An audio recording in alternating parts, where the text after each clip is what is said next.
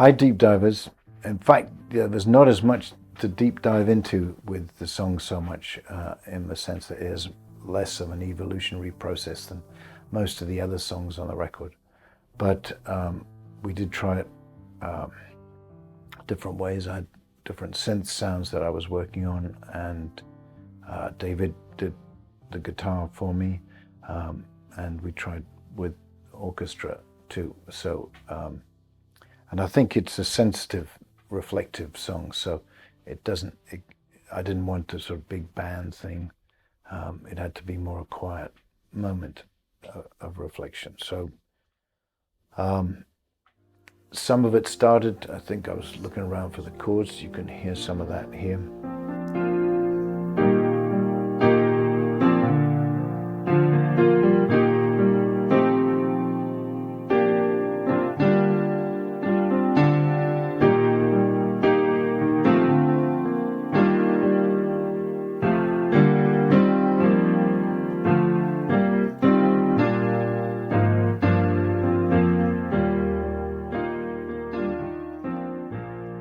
Once I'd locked in on the verse, the chorus, I did try a couple of different things, and I was looking for something that would have some mood, a little bit of history, and allow me to emote a bit, but in a restrained way.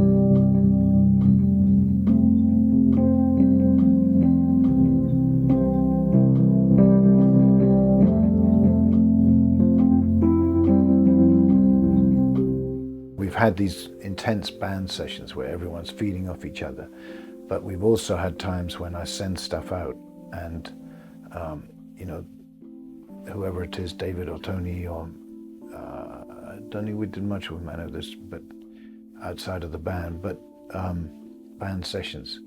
But with Tony and David, you know, I'd send something out and they'd send something back to me. So very often they give me, you know, 3, 4, 5 different versions of things. So, and they know me so well now. They know what I like. So we have a shorthand.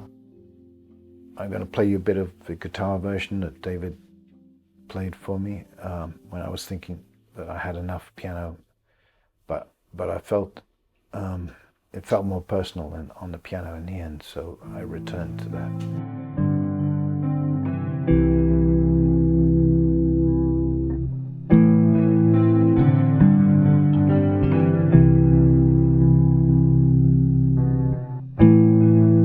So much unfinished business, all sticky with desire, raking through the empty shells of all the rockets we find.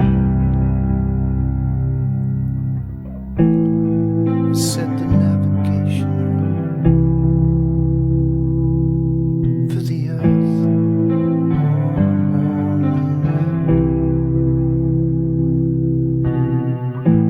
and as the longing drops away, the compass is reset. Although David did a beautiful performance, this felt like it just felt more personal when I heard the piano version again. You know, it's just, you gain something when you go outside of the writer, and you lose a little too. So it's always weighing that stuff up. And often actually in the process, when I try and now it's easier for me to define what the song is before it goes out. in the old days, say with drums and so on, I couldn't articulate the type of grooves that I was hearing very well. I certainly wasn't a good enough player. I could get something on the drum machine, but it often had to wait till you were there in the room and you worked with the skills and talent of the drummer. Now it's much easier. There's millions and millions of samples and tools that you can use to help you create stuff. Remote working is a pleasure now. I have this theory, which I've probably bored people with already, but it's two types of creative energy. One is creative A, which is the analytical, where you can zoom into any detail, you get the computer out and you chop away until you're happy. And the other is Zen-like energy, which is when you're all improvising together, responding to situations as they change, and there's it's about now. Both are really critical to the process for me, and if you can integrate the two together, then you've probably got the best of both worlds. There is a question about what tempo. This is sometimes I change tempos too much. Like, I think probably the version of Father Son that I finally recorded was done a little too slow. I don't always like, but Ollie, for instance, who I was working with in the first half of the album, it was Dickie, Ollie, and Katie. That was the sort of sequence of engineers, and they all have their different talents. But Ollie is very quick, very speedy, and he likes things that are fast. So he was always, I think, encouraging me to take the tempo up a bit, and I would just pull it back. And so we would, but I'm always open to trying and seeing. So there is one version here which is faster, but I felt that this needed time to emote properly. But the decision about tempo is a whole fascinating discussion for music nerds. Time slips in the mirror. As an old man, I was born. I've grown to be a baby with a halo and a horn. Burn up like a lightning bolt, all gone within a flash.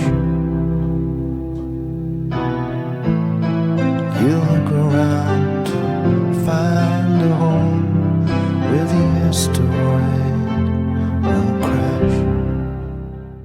I think as far as the orchestral mix goes, John has very strong, unique style, and I think with this one he was really sort of sitting back and holding himself back, and it's very underplayed for a Metcalf arrangement, but I think it was right for the song and what I was asking for. So I think it's a beautiful job, but I remember thinking at the time, listening to the orchestra, that it was becoming this sort of lusher, grander thing, and that actually it spoke louder when it was empty and still and simple.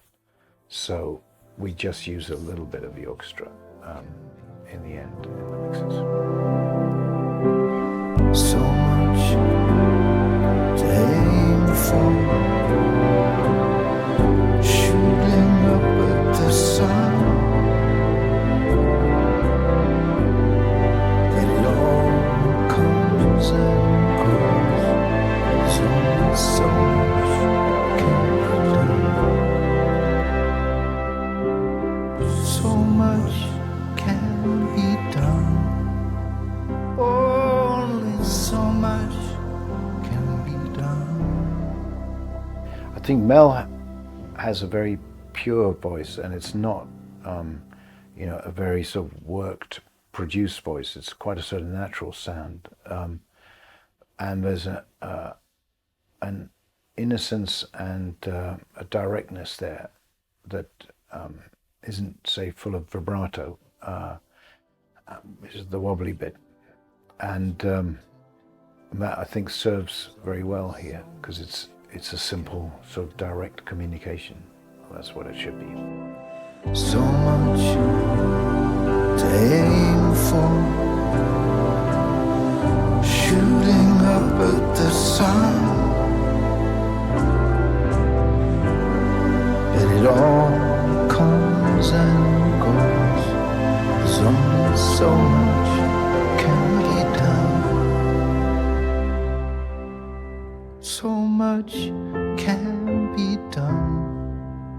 Only so much can be done.